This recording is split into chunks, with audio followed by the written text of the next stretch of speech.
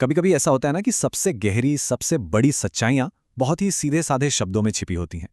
आज हम एक ऐसी ही 4 लाइनों की हिंदी कविता को समझने की कोशिश करेंगे जो अपने अंदर समय, जिंदगी और सच, इन सब का एक पूरा समंदर समेटे हुए है। तो ये सिर्फ एक विश्लेषण नहीं है, बल्कि एक एहसास को पकड़ने की कोशिश है। चलिए शुरू करते हैं।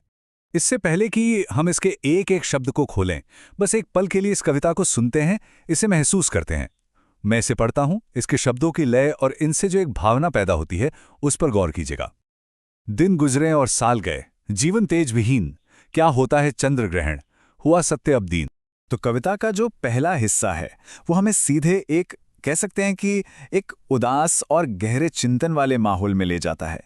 ये सब कुछ गुजरते हुए समय और इंसान पर उसके असर के बारे में है। कविता की शुरुआत एक बहुत ही जानी पहचानी और बहुत ही शक्तिशाली बात से होती है। दिन गुजरे और साल गए। अब देखिए, ये सिर्फ कैलेंडर के पन्ने पलटने की बात नहीं है। इसमें एक गहरी थकान छिपी हुई है ना? वो एहसास कि जिंदगी बस हमें अपने साथ बहाए जा रही है और हम शायद कुछ कर नहीं पा रहे हैं। यही एक लाइन पूरी कविता के लिए एक भारी भरकम नींव तैयार कर देती है। तो इस लगातार गुजरते समय का नतीजा क्या होता है?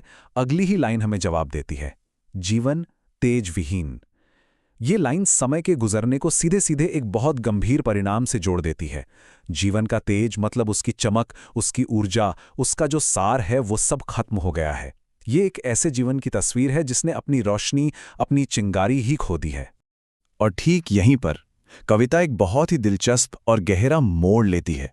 अब एक सीधे सच्चे बयान से हटकर एक बहुत शक्तिशाली रूपक, एक मेटाफर की ओर बढ़ती है, जो हमें रुककर सोचने पर मजबूर कर देता है। और फिर हमारे सामने ये सवाल आता है, क्या होता है चंद्रग्रहण? ये कविता का दिल है, उसका केंद्र।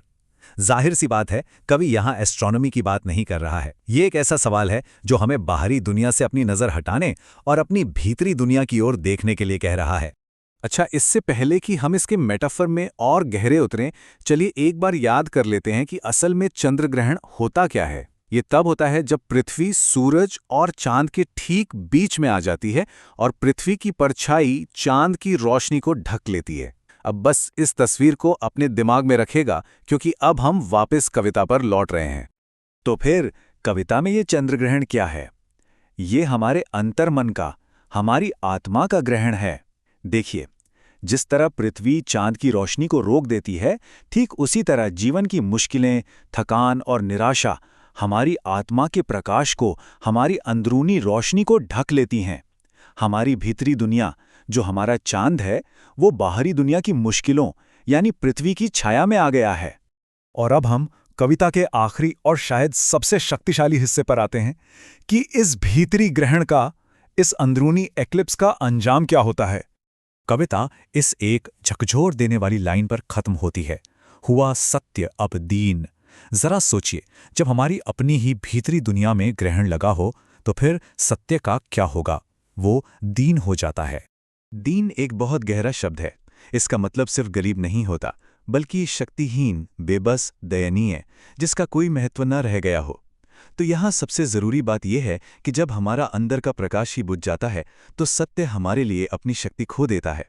वो एक कमजोर, बेअसर ख्याल बनकर रह जाता है, जिसे न तो हम महसूस कर पाते हैं और न ही उसकी अहमियत समझ पाते हैं। तो चलिए अब इन सभी धागों को एक साथ पिरोते हैं और देखते हैं कि ये छोटी सी कविता हमें आखिर क्या शक्तिशाली संदेश दे रही है। ये कविता हमें एक सफर पे ले जाती है ना? इसकी शुरुआत होती है समय के गुजरने से, जो जीवन की चमक छीन लेता है। फिर ये जो अंदर का खालीपन है, ये एक ग्रहण की तरह हमारी आत्मा को ढक लेता है। और आखिर में उस अंधेरे में सत्य भी शक्तिहीन और बेबस हो जाता है। हर एक कदम दूसरे का सीधा नतीजा है। और आखिर में ये कविता हमें इस गहरे सवाल के साथ छोड़ जाती है, जब हमारा अपना अंतर मन ही ग्रहण में हो, तो कोई भी बाहरी सच हमारे लिए कैसे चमक सकता है। शायद इस कविता का असली सार यही है, जो हमें बार बार याद दिलाता है कि किसी भी बाहरी सच्चाई को देखने के लिए अपने अंदर के प्रकाश को जलाए रखना कितना कितना जरूरी है।